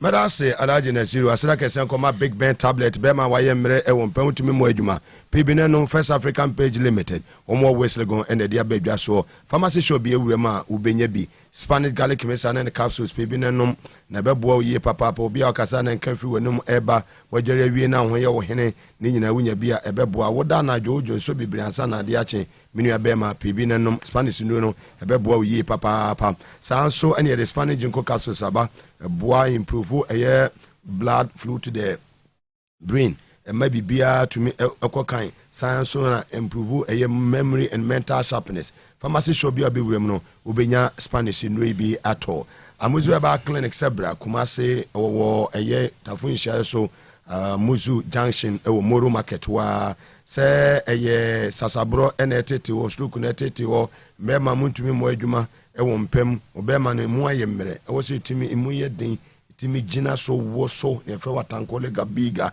eno an se odi woni be kire amuzu na so ye ho otumi aboa wo Kumasi ho na ma kire wo no odi woni kire tafon hia so Moro market wa ho amuzu junction ho na obi hu no mu amwo yesu nwane modi moni kire amuzu aso ye takrade wo ho sanso na techeman wo ho nkra wo achimota Chimota Puma filling station no enimu ha ho na mu bi hu no wo Achimota asuye ho na chese wodi wani akire Christian village wa obi hu no e wo ho wo bo no ho modin ye papa bo adwuma den Madina wo ho ana shama so e wo ho kaswa amanfom woni police station no e di bo ho pe wo ko ha obitimi aboa wo ama bibia konkan e ma ho Dr. Amuzu awiai cha kese enko enfa emma sanso na Safari Valley Eco Resort womo wo Dewu in the Eastern region Okre constituency ese ana makai na kakra na beto ampeso aso ne ho na kakra wo America utie eso ye chaachao laji na shiri wa ha na chese members na no yenyina ne talimu e wa ha no na chese ye kwa ne sa tie nei ye kanfo Safari Valley di amount eba eye wildlife experience open udru wa eye otwen jata sebo utumi se environment wo very very conducive odi wani kire wa wani beji wa ye wedding na wie open baby obedi honeymoon birthday celebrations ni adi nyina no omo ewo hotels kama wo ha ubo wada no ma obo omunu ane nso ye kama swimming pool gym bibia ho tifo ni kire ho na so ko chile mokonya dawro maka ho es natural mineral water simply natural and Hebron Hills International School media of the Nsawam Road or say excel and shine for banko na admission mano onya ntete yepa omunyina dawro mata chire ne djumedie ebewo bebi ayedu no mekominu Abdullahi Sakra so ne momono yetie ensama amwakwata aye yenua Selom wo ye NDC parliamentary candidate for Nsawam Adu agire was Mugabe, with all due respect, please play Amwakwata's video again. Honorable, I'm doing that for you. There are a lot of corrupt people. There are a lot of thieves in my own ministry. You sack them, you employ new ones, and when they come, the new ones are even worse than those that you sack. What sort of country are we building for ourselves? Wow, Chichamododo. Tips no can you tips and was able to tips bio just say we that omo na kwapa for so when you na yakro it's a for cry every new one exactly young boy was so no any ministry enye easy but nyame wo ho mpaibo na ese ebo ase wo kan ni de ehia mpaibo isi ade ehia ina se nyina kambom na yembo mpai mu odin na nyame ento adwempa ni bibia possible bia ema Ghanaians who say yes we have a good gentleman of the land called John Dramani Mahama. I'll bet me abiding. I will rescue you from all these things Yeah, from now before some messages and so now a happy birthday to Honorable Canton, or your executive member, which is Crow constituency. Yame Inshano, Nim advice I would demand the youth now audio about back for us to work and make sure say the NDC come back and we rule Ghana. No, ese or the mind. And happy birthday to him as well. Now, Mugabe, and yeah, is or no.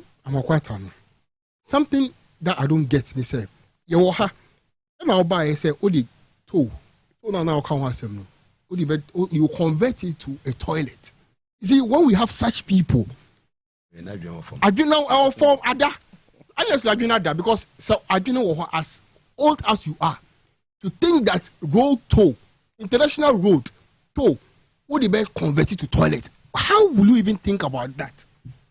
If you are a smart person and as a leader, I don't think we should even be praising him and calling these such people leaders. Because a leader to come to us, and not just a single leader, a minister of roads coming to tell us that. So I don't even blame him.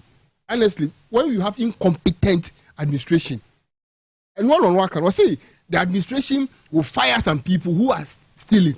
Now, what massacre about the ones that they are even bringing are even criminals more than the ones that they have sacked, which means they are all incompetent. They are absolutely incompetent because the from Esrono, Apro, from top to the vice to the ministers, all come down in assay.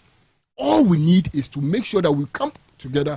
Me papa, me brother, that's who can be. Or say, this is the time for us to bring everybody on board in the NDC. Make sure that Matthew, Macau, me fan chow, me na me waso, me na me power no, free ho. We have a common enemy, and that common enemy are the people destroying Ghana. So we have to make sure that we are united and do what? Throw them out of the place because these people can't help us. I'm telling you, if Ghana is still continue with these people for the next 4 years, I don't know what will happen. Because I said everything is not. Professor, when you actually said this is what he has heard, this is what he knows, and he's giving us the information for you as a minister to work on it and make sure that you correct those mistakes. Who doesn't know that there is this in the system? Share road, year of road. We are in a year of road. Amazingly, there's no single road. And at this year of road, no, all the Chinese contractors and foreign contractors are out of the system. They are all out because they don't pay them. Their money has been given. Someone has sit on the money. And see, some road over there, big one over there. And up to now, for over 6 months, contractors in now pack your money. You can go there, pack your money now. If you ask anybody, say, I don't know packing no one will tell you anything. There is absolutely no excuse. Because somebody contracts the whole penny. What he's saying now, which Professor Ade is saying now. How can we do this as a nation? Where are we going? Where are we coming from and where are we going? To the extent that now a whistleblower, I tell him to will come out and tell you, say, this is what is going on. As Penya 1 year to do investigation and make sure they call away now intimidation. Yami on Paboni, I dare say so you yourself has come to tell us that what the man was saying, was 100% truth. So which investigation are you going to talk about now? Whatever the man said is absolutely truth. When you back film, it is true because you yourself have confirmed. One kind of back, one kind of say thieves. Thieves and corrupt people. Which means you yourself know you are a leader of thieves because the thieves are under you. Which is the third one too. It is saying they maintaining on Pamomobile. That's an issue. Say the money because they know say clear. Clearing agents were office. The moment of it phone, hey, but you won't clear. Simple. How can we sit and do this? And it is very relevant. Professor Dekasim was saying he has just few months to redeem his image. And I don't think he can redeem his image. What this can be a image you. What image is he coming to redeem now? Me patcho. What benefit here? And I'm Mugu Abano. Exactly. Say the Java any money now. And Jabako to me Java. Very true. Exactly. I'm not no moody no Monkasau. Exactly. They were keeping the Womunina, I'm not no moody. Sakuya Kaya. Yakaya boy, Yakaya. Oh my dear, people who benefited from NPP are today leading chorus of doom. Exactly. No, we see Mugabe Bo. Tisi a oti Mugabe, oti esi a obo nkofo wechi. Ti nyame boa. Na nyame ma kwan. Na sorry. Na Rab John Dramani Mahama abedi ade so a. Will you allow such people or other people which he appoint to still? Exactly. Exactly. So it's not like because we should have exactly. I'll do my work. What I say exactly. So it is not, you see, the nation first. It must be done. It must be done and done well. The nation first. We will not spare anyone. So far as it is the nation that we are fighting for, whether you are NDC, whether you are MPP, if you are corrupt, we will chase you. Fantastic. The new youth that we are coming up, I'm telling you for a fact, we are tired. The youth out there, no work. And you get opportunity, and you, instead of you to bring some innovations and technology into the system, you are there telling trashes. These are trash. And we will not expect you to do this trash to us again. But also, I'm invite you now, on exactly, on you can also go, we will also see, we will also take you on and take you to Yoko for you to also prove to us that who are the Akronfo. Nipa no okasaya no. Eda minister no owo so mini ahonde won so. E na ode ne ko Yoko anamwa. Enti minister no so wane wa ahonde yen na na ro. Ono appoint no. Enti na na do se o so frɛ no. Se obi kasa na wo say you investigate na hu na ye tu sa nkrofo no free wo na minister na hu sa nyansa no na president enti me hu sa nyansa no how can a clearing agent call you? How can a clearing agent call for nyansa on a crop paying you? Very well. Live on TV as well as it. And also on Power 97.9 FM Unia Abdullah Sakra and Amotin and Kano. Alaji Nazirun so Eda so Ewa has star 274 hash. Now I send them me baba ye me draw no. Now fi ya move on to a year akoso modam a year spillage. Ebe ehon so and some Canada Japan akoye ni donation Ibrahim Mahama ye ne die adofo dodo na na aye call say mo amaka no so no footballers mo miente monka se na pia akwa ne de we retired footballer so akwa ne de moncho mompi mo miente mo amaka no so enka mo ambo active football mo miente monka emre aso atorenche mo si mo memu mo nkyere wodo ne hu say yes mo so more capacity star 274 has no send ya mame wa select point from number 1 wabo 1 na ate 5 ubotu ebete 10 Ghana afi yakoye ni man sa na bibia so etimi akonkan star 274 hash no send ya mame wa select point FM number 1 wabo 1 na ate 5 ene mebi atum tutimi twa bigum sa mebi atum ene meni limit bia me de ema wo mampom na chese news mu hwam ne de brewo na wabo atum kama na chese ye kwa ne sa na inimre nti bottom mame star 274 hash na afi wasend ya mame waselete po FM number 1 mame kwa alaji na zero so na afi yenhwe other issues no akoso modam spillage no ho ensem so far ensem a ebobo ba ne de amanfo eka Mugabe nyesi ewo hono enye asembia uye badwemba wodi bedi agro isa say obi ni how and there's no way yebetimi aka say wo mu a atoyonchem we ato wo mu no nyina no wo mu nyina so ebetimi asai gire wo mu nan so bio isa say atoyonchem kese a odwene ho a wonte ase dudu ano na wo mu abisa aka say nti dudu no a ekoso no yembisa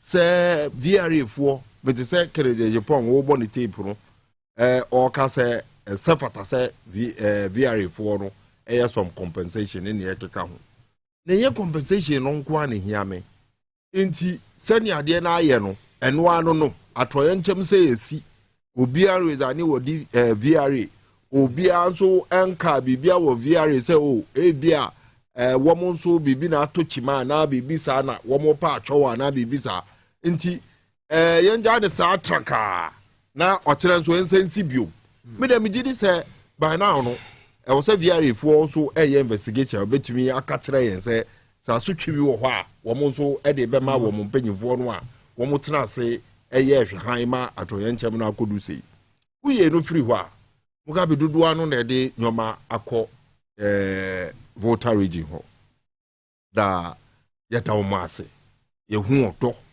mehu yewura Ibrahim Mahama engineers and planners nyoma na ode kọ ho no mehu dwiri me ene mebedu ha before mewure mu mehu ka kese a na mo so mo park mo nyoma a tse ye gusu a ye park the second one when the second time wow a tse say mo park nyoma no park ya na mo park na me say Ghana fo akire odo emom endra no ano so metie mu program no mehu ni say atoye nchem no enye fa akopa wo ewo mu say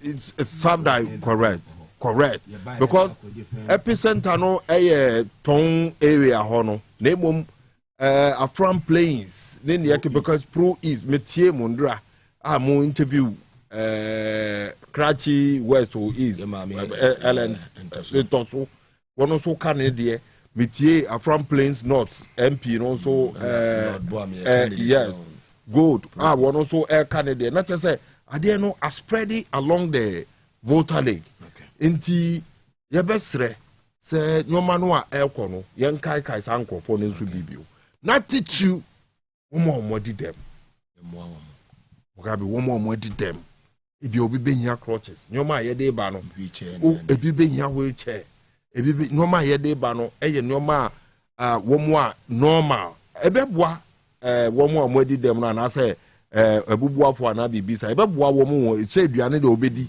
na emom wo mo special needs correct parts nyoma very important wo mo special needs inti ye besre Ghana fo se ye adoye no na ye kai sa ebubuafo ni nyoma no wo mo nso e special needs I also say de be ma wo medase na zero Sakra with the power for us the relief items are more corner. First one I saw it was massive, and second one me drew an more packing. I was like, wow, if organizations like this can do this, what is the president or the government doing? Canada, Japan, yeah.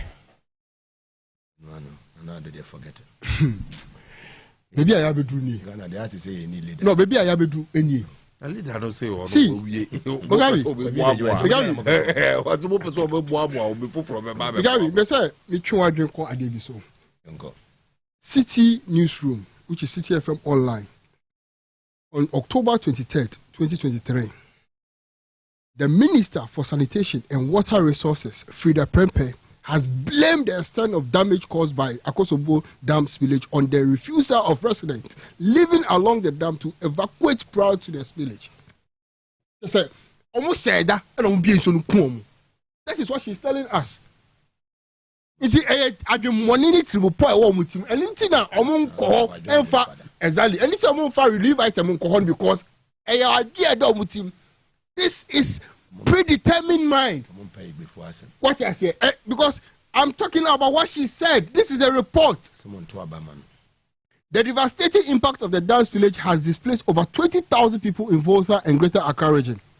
The minister, while sympathizing with the affected persons, emphasized the cost of government must incur to provide relief to the victims. He said, "Yeah," and he said, "Yeah, but boy, some supporting Kofon because." So I am not surprised. Of course. So I am not surprised. Kennedy has details to what happened. I have your money, anything. I don't get it because the Home Minister of Water and Resources has come to confirm. And Kennedy, what Kennedy said, confirm that I have your money and we said that on we side because They know they can do it bit by bit, or up to today, 2023, and we are still releasing the water. Once we can save it, technology is in a high standard where we can make sure say you better make use of insuno, a save insuno, na ada insuno baba form no. Na nyamia ma onyansa, nyamia bo ama onyansa say insuo a ube bie no edu baby yako bon paye. Kennedy kan say betima ka so nim nyansa akora se no. Exactly. Yako bon paye say nyamia peja insuo na insuo to na nye akosoboma. And then nyamia ma yasam insuo na ye bia to atwene. Nyansa no ewo hin. Where are the leaders? Omadweno I no, you see, look, the youth, I'm begging you. This is the time for you to rise up and demand, or else our future is doomed. There is absolutely nothing going on in this country. The country is sinking day in, day out, and we are quiet watching them. Look, we are the youth of this country, and we must defend the country. Now, the uncle for here, at your morning, look, today, Afram Plains MP was interviewed. I said not a single NADMO official has come to the rest, like the environment or their constituency or their area. Not a single, even the regional minister has not come there, which means they don't care. 40,000 on record. 40,000 people are affected. They don't have a place to sleep. They don't have food to eat. They don't have a place to bath. And the whole minister has not gone there. What a shame. The president quite where they. We are talking about. No, even you can't say president. What did he no? You see, president asked now. What did he mean? On him say there's nothing again. Now a whole minister, only on money to her. Some folk want no money. A whole minister only on money to her. How about them? How a whole minister only on money to her? How? Me nuanom ayuefo. Mutimo koto aba 100,000 the man anad. 140. So about when you so be do attempt. Nipa makoma 143,000 to Obama vote anu utima in 2020. Over there in Fonia, or you see the left. The video that he said that he doesn't need to even come here. He used a left hand to talk to the people. Now, why him I don't know to me because there's some more kind of say damage control. So exactly or damage control. Exactly. Yes. No, so I know say come no na memote say na ho fe. Hey, and all kasano the pepper. You mama na say pe na. Yes. If say all kasano so obi na obi kan wo I be kasa ni mu. Osan so kan wa be kasa ni mu kire wo. Of course. O kan ti o ma dem papa na kan ti so you begin to wonder say adai wo mo hankasa enhunu say papa no otai wo mo ana. O zo mo hankasa mu. Menua aye obema no mechia wo. Eda wasi. Osi akoso mo dam spillage. Finance Ministry support victims with 2 million a year Ghana cedis.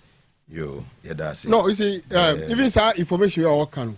Until right now, no, or no finance minister, no call no. He went there as what? Once they have set up a committee, and you are now coming to tell us that you will. And yes, what they are more. He will. They will bring them. They will support. They are not going to think that they will.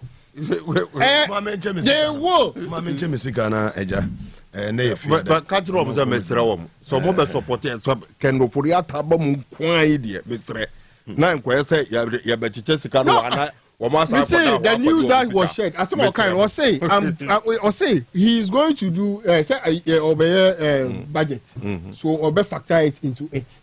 So right now, what I want to say is so right now every minister alcohol as what?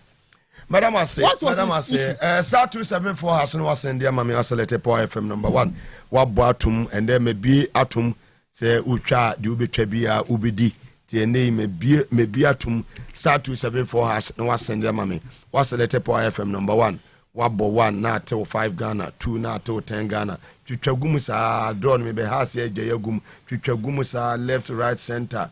Na wo north, south, east, west. Maybe I will be a wo na vrungo na wutie mi atwa wo bolegatanga twasisi a wo sampa mentenase star 274 has no send ya mame was selected for FM number 1 wabo 1 na to 5 2 na to 10 twa bebre what you say yanko esani mum sa esani mum first winner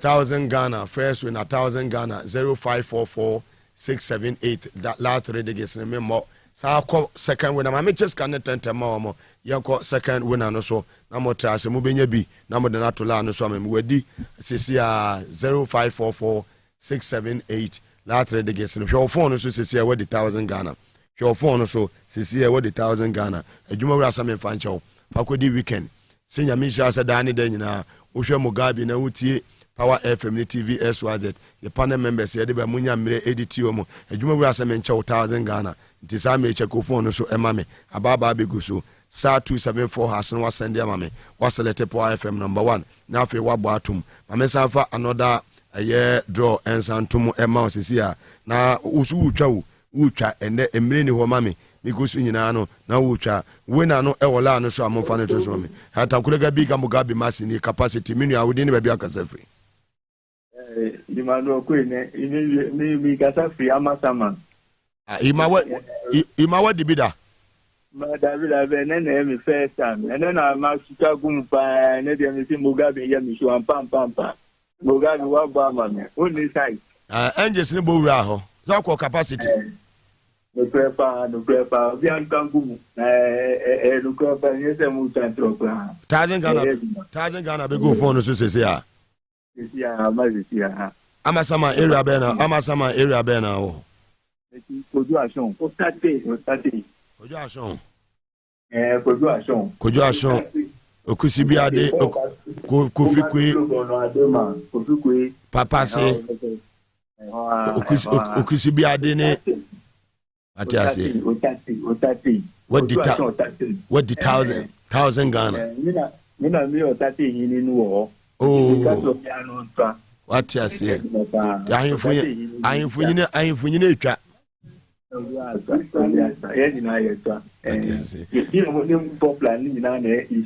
Matias, Yamisha. Yedasi. Okay, Mubina na fila no so amame. Na mode fofo so ato so honorable Helena Juanto so wuniura Dr. Samoa Krache West. Yamisha mu yie papa se Mugabe ye hwe life o boy juma Yamisha bebre. Yamisha mu nsu ndi se Samoa na moye misei. Nti eja adwuma ndie meyi makoma mabone da ne da nyina e de amamu abeta gesiwa so back to back ubedi wahu 1,000 Ghana capacity tagum tesikanesa yes the mamoto way jamame 0246-627 last relegation me mo what the 1,000 Ghana check phone no sisi amame number that see what the 1,000 Ghana ayase ona ba ho 02 check ya se wentwa 0246-627 last relegation me mo what the 1,000 Ghana check phone so for another one to my back to back and me head nimre me kana wutwa wo twen den star 274 hash no was send ya mame was select Power FM number 1 na wabo 2 na to 10 obo 1 e better 5 Ghana o hwe de and the capacity me me biem me pese wudi tina me call back to back me draw in 10 times me feel say wudi scan ya de mame se me nchema me di enye yi ya se me nchema mo me buso me so ame di fu ma muodu bo so tia me kaye capacity Nebia Renam capacity Kebab Papa B capacity what you say 0243-716 last 3 days me more shell phone so what the 1,000 Ghana says here hello yeah me ja bia o gina twon free TV no wa bia TV ni too much esa me nte won kan yi misro fantastic. Udini baby akasafi.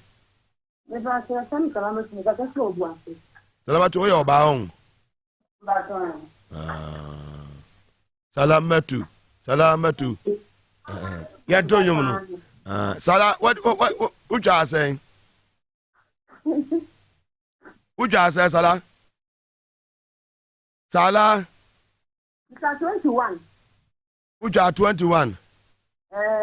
And what is saying? 1,000 cities. Saleh, what the 1,000? Yo, Namisha, why? Which are 5 and I'll call 21.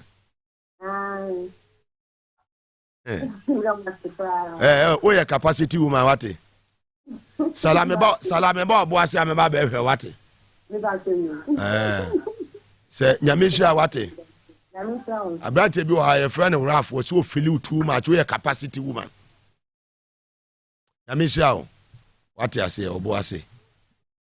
Matisek Emmanuel Kisi say ono so me kwa oboase obedi mechi abebi. Why you good krum? Sa 274 has no send the was selected for FM number 1 at the amame otwen dey. Sa fa another door to mame. Where? Sa fa another door to mame. Where? Sa 274 hash was send the was selected for FM number 1. But was so try say about 5 hours at 21. That just say over no. What you say? Capacity. 105 city. Yeah. 1,000. Okay, to abeje kesi. He said, I don't know why. So, on your old man, Pena or die. I don't know sustaining the youth because this the system is like there's no system. I didn't know the Kwayem. Well, a woman can say, Yabesre. Wouldn't say economy homes and some senior. His Excellency John the Man Mahama. Adi tuja awa buchiri Chatham House ene nhyehyaya ono so ekura no utum se bibia to asum na wo hwe ekol north south east and west ewo man mu na nhunu se wo mo ye abrofo wo mo de wo sika ba no obia atam ne sika de ko mo hwehwe obia onim nyansa gidie woni mu odi pa ne be ba no mo de sika no aba no eno ne Janramani Mahama omubusa no nsensa mu Ghana fo ye nto aba no ne fa majo Mahama na nkofo no fa sika no embra na o man no entimi nkodedi me got a job sometimes gram intina say o ka omumfa nti de benka because o ka o ha na akoye baby because and you see say uhu obi a oye leader onipa wampo a advice no yede e rich. Every single advice he has given is a rich advice. And when you are paying for now, Yamishan baby will be another winner is on the line. Hello. Bema Bedin Wabono. Upedia. Upegumbe ana. Exactly. Woody. Ukasafe rich. La Paz.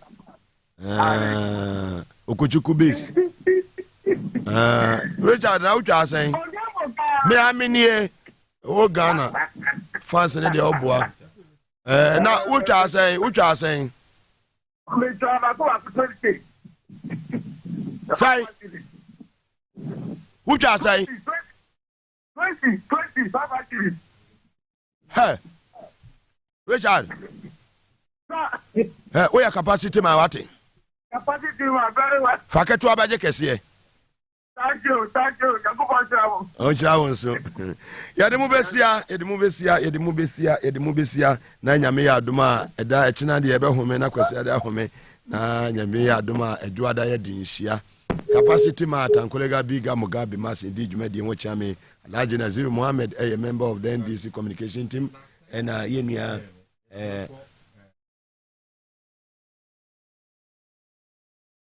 natural mineral Debi Safari Valley. We can arrange no mo be fa yenko na. For me fa nko. Ana safari for no mo be fa yenko. Wo go ye de o. Na me no ye ko ba. Oh, be ko bi ade won ko bi say. Na me no de nko ase ani je be. And wo ni wo ye me so be ni me ye na ye ko.